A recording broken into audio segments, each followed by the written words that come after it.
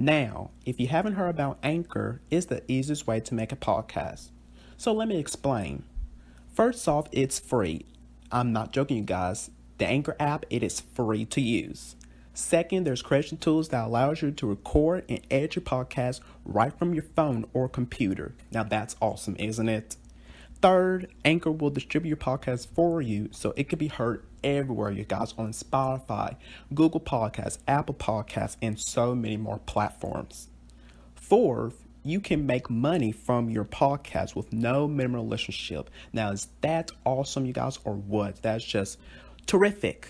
And finally, it's everything you need to make a podcast in one place. So I have another podcast with Anchor, and I'm just loving Anchor so much. I love it. It's so very easy to use, guys. So why don't you download the free Anchor app today or go to anchor.fm to get started.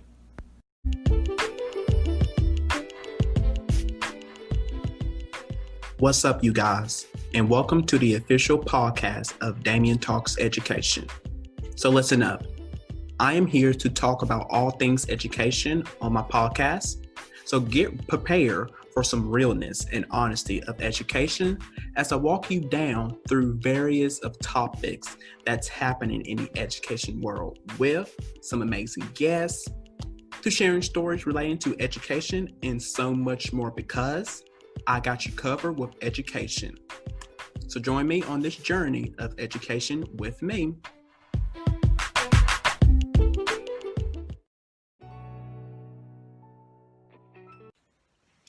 Hello everyone, and welcome to Damian Talks Education. Now today I have my first guest, and I'm so glad that he agreed to come onto my podcast. I can always trust him with anything, you guys, I can. So my first guest for this episode, he is a servant of Christ. He's a minister / preacher. He's a leader, a current student at Lamar University, public education. He's an activist, and he is a future scholar. And also, he's one of the co-hosts of Future Educators Talk. So everyone, please welcome on to Damian Talks Education, Mr. KJ Johnson II.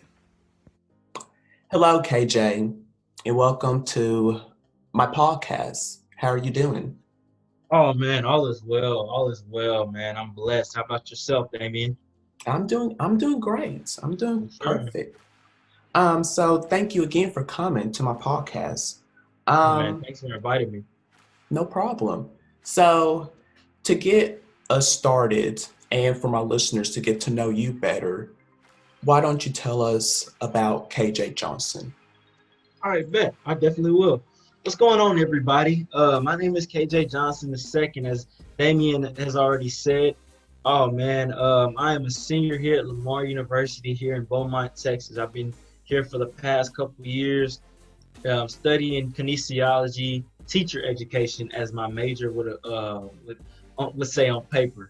Man, I'm from Waco, Texas, which is a little town in Central Texas, really a rural area right outside of Waco, called Galinda, where it's about like 300 people. Man, I'm country till the day I die, man. So I do want to be an educator. Both my parents are educators. My father is a superintendent of a school district that I graduated from, and my mother is a junior high math teacher. And so they are deeply rooted in that field, and I have tons of exposure to that field because of them. And along with being a future educator, I am also a minister, preacher at my church, and man, how I love preaching the gospel of Jesus Christ. It's my life's work. I always say, if I get called to do full-time ministry, I will go in there without any doubt. It's what I do. It's what I love to do. God is so good, but that's me to the T. And so I would love to get to know you all. So I'm sure my social media handles will be in the caption of this podcast post, whatever. Feel free to follow me. I follow back. DM me. I DM back. Like, I'm a very active follower. I like the posts and reply to comments and everything, and comment on the post. Just if you want to get to know me, just let me know. All right. And speaking of education and minister, What inspired you to want to do those things? That is a great question. On the education dynamic of it, seeing my parents and the impact, the lasting impact they have on their students. I mean, there are students from my dad and my mom's first years in education that still connect with them to this day. And just to hear their stories and testimonies of how the impacts of my parents had on them has really pushed me, not forced me, but pushed me to want to do the same, being that positive representation of a black male in today's society that's not an athlete or an entertainer. Um, also, I coached a little bit of basketball for the past couple of years, and even I've coached AAU, but even I've been around in different camps and seeing those different camps and how the impacts you can have on those players within a week. Like there's a camp that I did 2 years ago where I still got players from the camp hitting me up like, Coach, I see you coach this, that, Coach, I got a question. I'm like, what's good? And so that's what it is. And that's really the main thing, just the lasting impact. The way I like to put it is having that direct impact that you have on that player or that student in the classroom or wherever. And in regards to ministry, God called me to preach. I can't take all the credit. He's been so good to me in this walk. It's not necessarily a thing that I wanted to do, but it's a thing where he called me to do it. And I finally, for 4 years, it's been since 16. I was called when I was 16 years old, but really didn't give God a yes to a few months ago. And so, and ever since I gave him my yes, man, it is a freedom that I've never experienced before in my life. And so really just kind of intertwining the two. Teaching is a big part of education and ministry. I have to teach the Bible when it comes to preaching, and I have to teach content when it comes to education. And so, really doing both those things kind of helps them both out in, learning and studying, regardless if it's studying the word or studying the content that I have to teach. They both kind of help each other look at, the different content in deeper perspectives. And so, if I had a chance to do it all over again, man, I definitely would do the same thing I'm doing now. And so that's really the thing, man. I'm so grateful to be walking in both capacities. So that's really the reason why I want to do both. That I'm desiring to do both. Yeah. And I'm so very excited for your future ahead of you. I know you would do some awesome things in life, and I'm just so excited. Can't wait. And speaking of going back to education, and this has been on my mind lately, uh, students. Um, what's your best tip or advice that you will give to parents or educators and to students of how we can make this world a safe and better place? Because especially now, during this difficult time, we're still in this pandemic, and we have to focus on our mental health. We really do, especially now. So you have students they don't have homes, or they're out on the streets, no food, no clothes. So what's your advice to everyone how we can make this world a safe place for them to live in? I would say making the world a safe place is really just modeling what you expect from your students. I know when I was a student, a younger student, I'm still a student now, but like, in high school, middle school, elementary school, I thought my teachers were the world. Like I would be like, Mr. Jones this, Mrs. Davis that, whatever it is, like I would always, think highly of them. However, when I got older, I realized, some of that, could be phony, if that makes sense.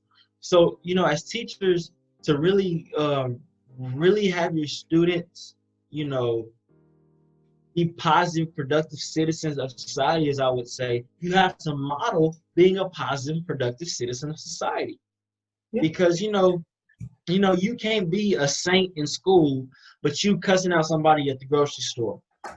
but your student sees you cut somebody out in the grocery store. Now the student has a thought embedded in their mind, like, okay, Mrs. Davis might not be the same Mrs. Davis that I see in the classroom.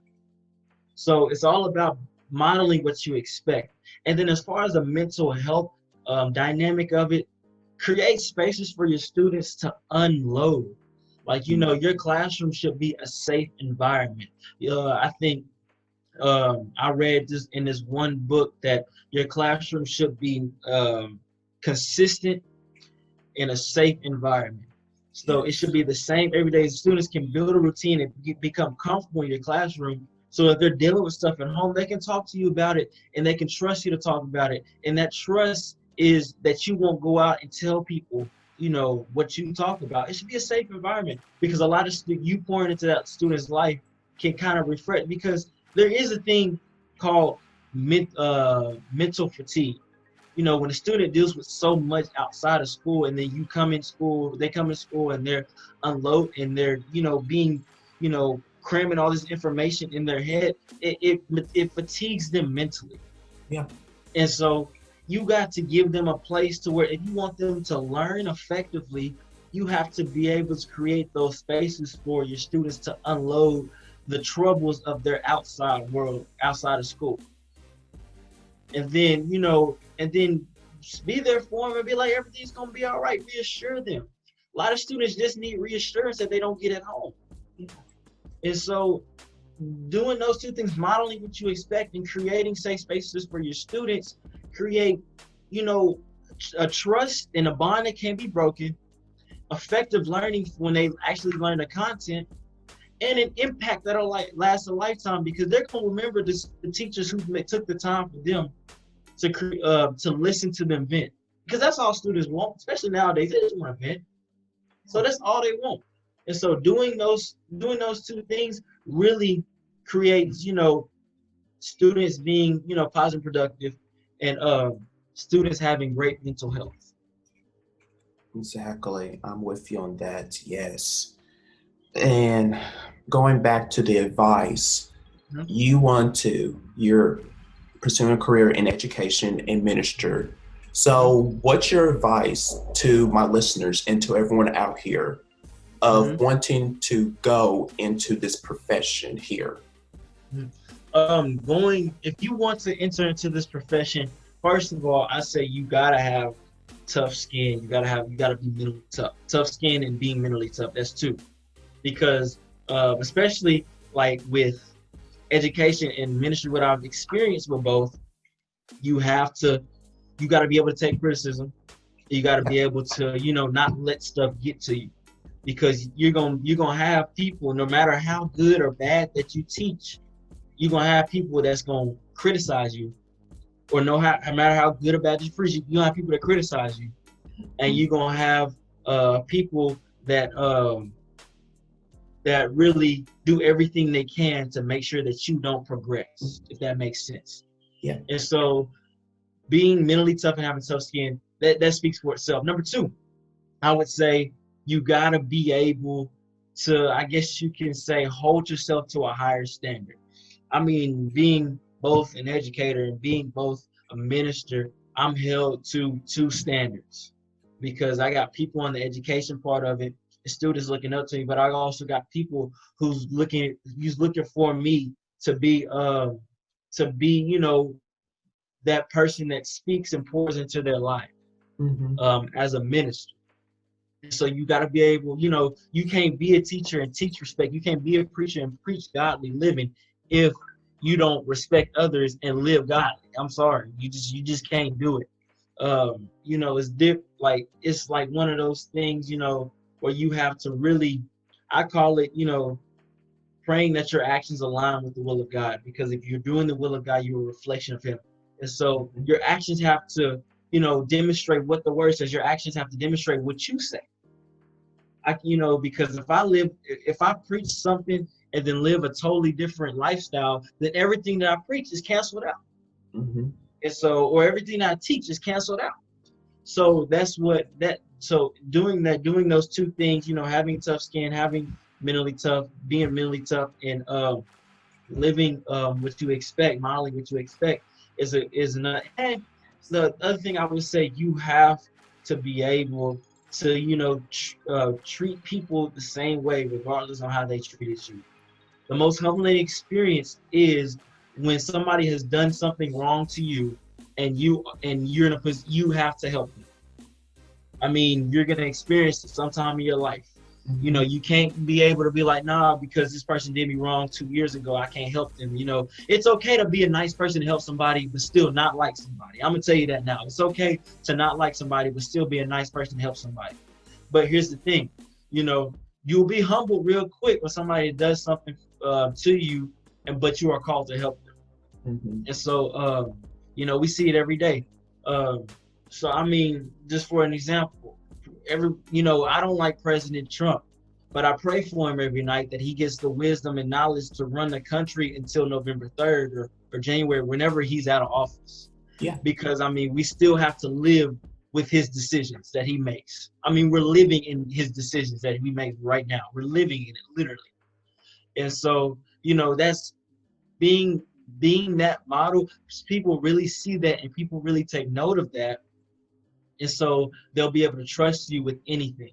So doing those things really helps you, really, that's the kind of advice I will give to educators looking to go into this field. Right there. Yeah, absolutely. And speaking of Trump, which we will get into later on, I want to hear your thoughts. My next question for you, who are the 3 people in your life that has been the most influential on your life? Who are the 3 people that just makes KJ Johnson II great? Yeah. Okay, bet.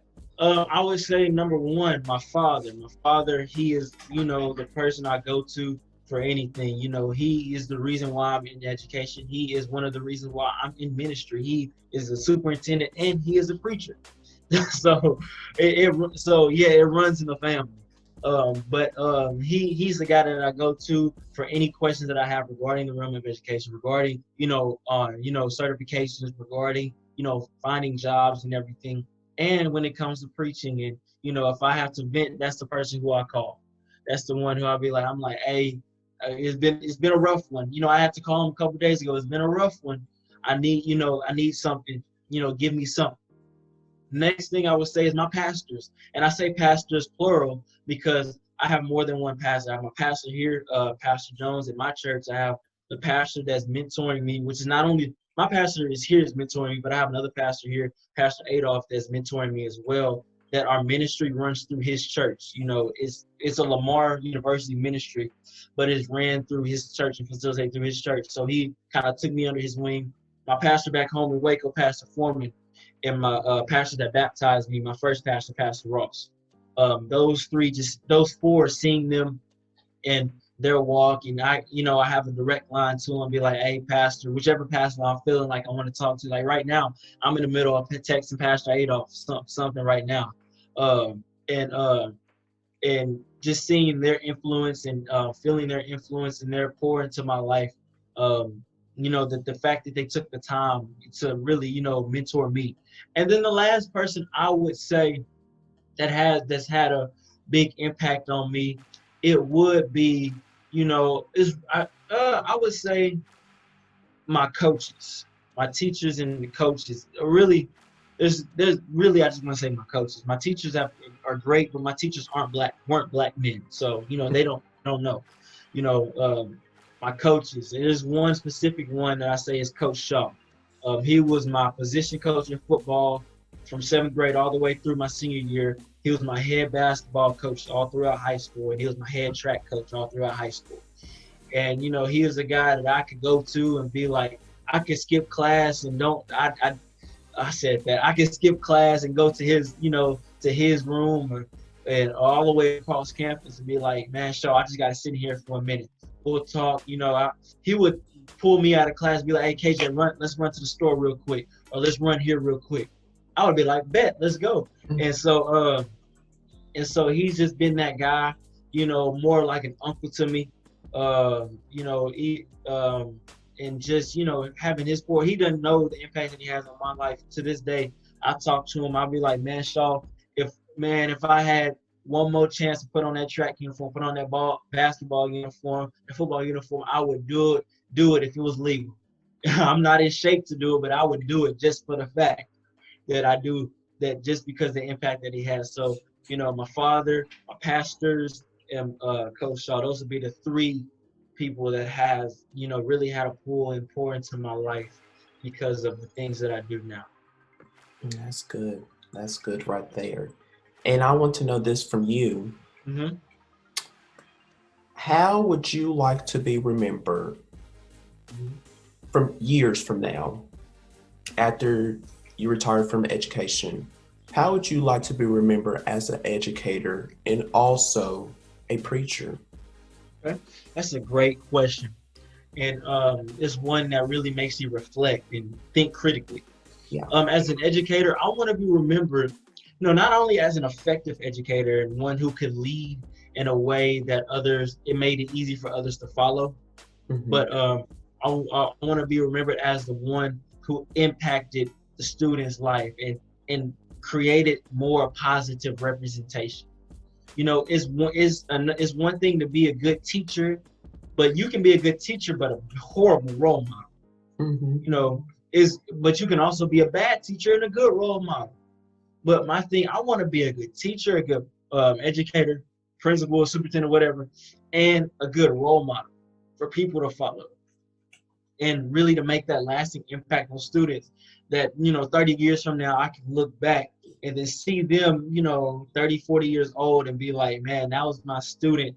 That's the mayor of that city, or that's a policymaker now, because I taught my impact, made them want to do greater things, especially as a Black man.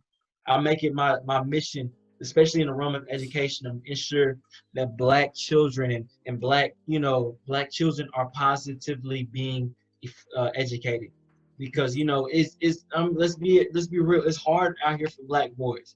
It's because they're the behavior issues, the teachers don't want to deal with them, so they kick them out of class. Now they don't learn, and now that's where the school to prison pipeline comes in. And I hate the school to prison pipeline, because school and prison shouldn't be in the same area, because when you put school and prison pipeline in the same sentence, school to prison pipeline connotates that they are similar and they are different, and it only affects Black males.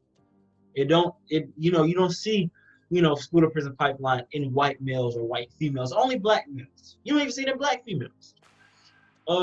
As a preacher, as a minister, I want to be remembered as, one who could change the lives of somebody because of them hearing me preach, hearing my impact. Somebody to bring somebody to Christ.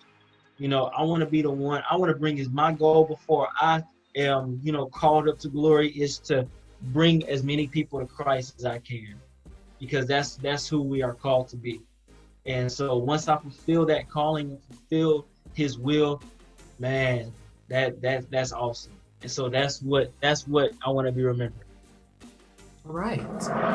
And here's my last question from you. And I had this discussion with Andrew yesterday on this. Mm-hmm. What are your thoughts with what's happening with the world now? With protests happening, the Black Lives Matter movement, cops are shooting us for no apparent reason. Mm-hmm. You have President Trump, who doesn't care about no one, just about himself, just all the things. What are your thoughts on everything? Man, in regards to the Black Lives Matter movement, man, we've been silent long enough. We tried peaceful protests by kneeling in the NFL games. They didn't like that, so now we're tearing stuff up. That's all it is. I mean, we're just making our voice there. It was Martin Luther King that said, "Protests are the language of the unheard." And we have been unheard for so many years that now it's time to make noise. And so Yes. I'm with it. I'm participating actually in a march on my campus tomorrow at 2 p.m. because of the injustices, not only in the United States and in our community, in our world, but the injustices of the school system. And so that's one thing. And, with President Trump, man, the only thing we can really do is pray for him. I mean, that's the only Yes. thing we can do, because, I mean, it is like, man, it's no words. Like, he just, like, my question I mean, I know Trump supporters. I know some Trump supporters, and I've asked this question, and I've gotten no straight answer. After seeing what this man has done these past 4 years, what makes you continue to support him? That's my question. You see these different, things that he's doing, like, when it comes to, like the big postal service thing that happened a few weeks ago, like, how do you continue to support this guy? Like, do you know in North Carolina that he urged voters to vote twice? Mm. I'm like, how can you support a man that supports breaking the law? That should be the first red flag right there. Like, how do you vote? And like, shouldn't that be grounds of criminal something, arrest or something, just by mentioning it? Because that's voter fraud, scandal, whatever. And so, and the only thing we can do is pray for him. Pray for him that the rest of these next couple months that we have him in office, because I believe that Joe Biden and Kamala Harris are going to be elected. That's who I'm voting for. I'm sorry. I don't care if you don't support it. I don't care. But if you rather have Trump for another 4 years, then God be with you. I'm voting for Kamala Harris and Joe Biden. I don't care what the past look like. I don't care what they say about it. Because I'm like, Joe Biden worked under Obama. That's the closest thing we got to Obama right now. Yes. And so, man, Trump is just one of those people that he just likes that attention. He likes to be in the media. He likes all that different stuff. And so, we shouldn't give him the time of day, because it's his decisions that we're living with right now, within the midst of the pandemic, within the midst of Black Lives Matter, and with all this stuff.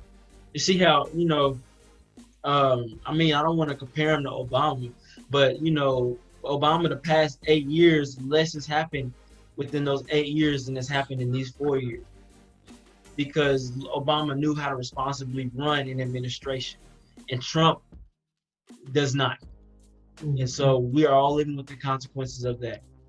And if you support Trump out there, my social media handle is in the caption. Please enlighten me on why you continue to support this guy, so we can have a civilized conversation about, what he has done and what he's going to continue to do if you vote for him in the fall. So please, if you support Trump, hit me up, message me. I do not mind having a conversation. Note this: I didn't say argument, I didn't say political discussion. I said conversation. So I politely ask you, please don't come in with heat. Don't press me or anything. I just want to know. Just enlighten me, please. But that's just my take on it all, man. I'm just like, every day I'm looking at social media like, wow, he really said that. So it's unfortunate that we have to live in these times, but like I said, the word of God shall stand forever. And so if we continue to lean on that, then we're gonna be all right. Exactly. Yes, these past 4 years, she just only created destruction on this country. Man. It's insane. Man. So thank you again, KJ, for this awesome interview. I'm so glad that you agreed to come on my podcast. Thank you so much. I can always count on you and Andrew for anything. So thank you. I appreciate you for having me on, man.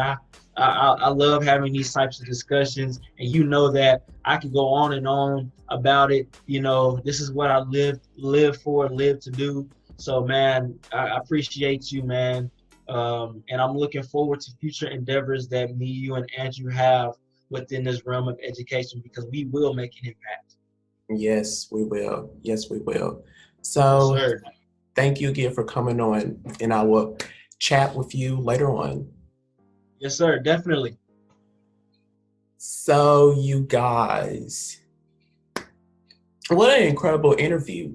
What an incredible interview and episode. KJ Johnson II. What did you guys think of him? He is a awesome person, you guys. He really is a awesome person. And this lighting is so bad, you guys. I'm so sorry. Apologize. Awesome person. Him and Andrew. Like I said, I can always count on them for anything. I really can. So, thank you guys for tuning in to this new episode of Damian Talks Education, where for part one, I bring on some amazing and fantastic guests because it's just, we have to start, like he said, we have to start having these conversations. We can't be silent now. We cannot. We cannot be silent. We have to speak up and talk about these issues. We got to have these conversations. And you guys, I'm about to go in here again.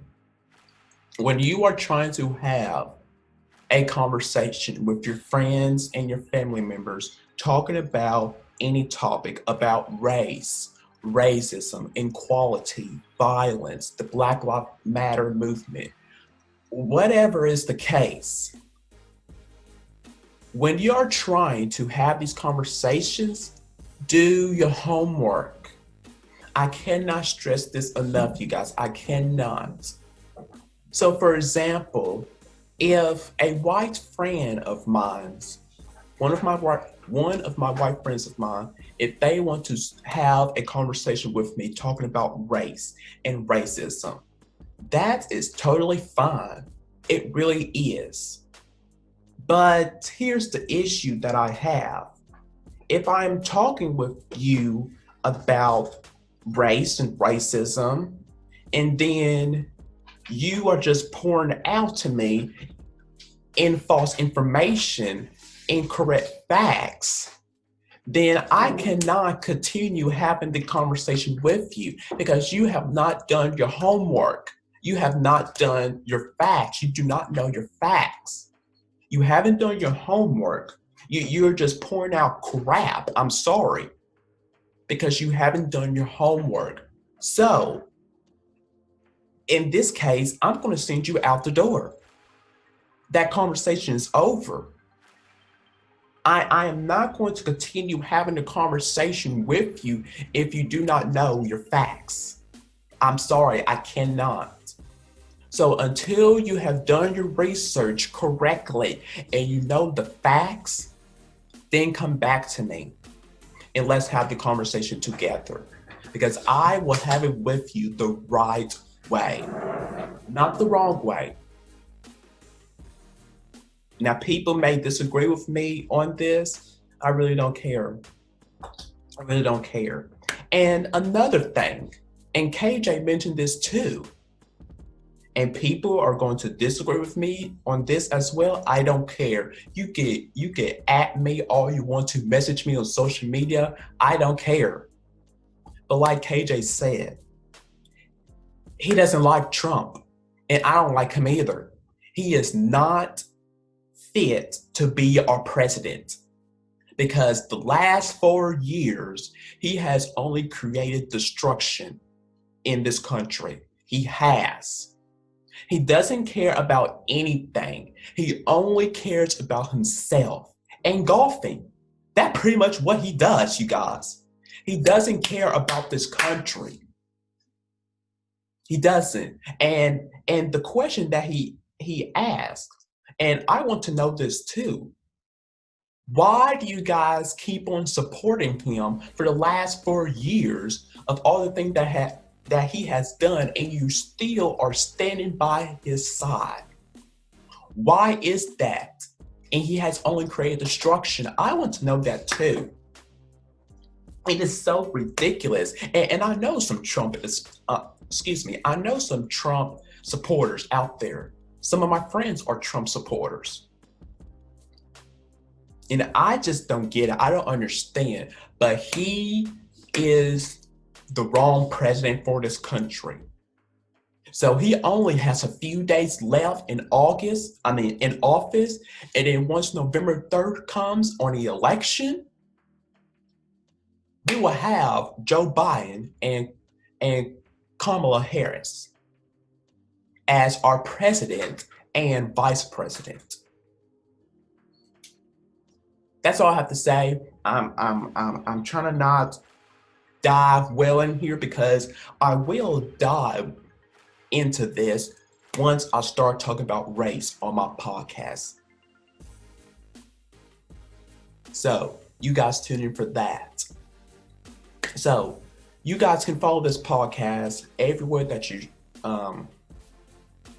that I am available. I'm available on Facebook, Damian Talks Education, on Twitter and Instagram at Damian Talks EDU. And I want to hear from you guys. What do you think of what's currently happening with the world, with education, and with Black Lives Matter, race, racism, whatever? I want to hear from you guys. Also, subscribe to this podcast YouTube channel where every episode is available at, and follow this podcast wherever you listen to your favorite podcast ads. I'm available, you guys, everywhere on Spotify, Apple Podcasts, Google Podcasts, Breaker, TuneIn, everywhere, you guys. So make sure you do that. And again, thank you guys for tuning in to this incredible episode here. I will see you guys next time on a new episode of Damian Talks Education. So until then, take care of yourself and be blessed. I will catch you guys next time.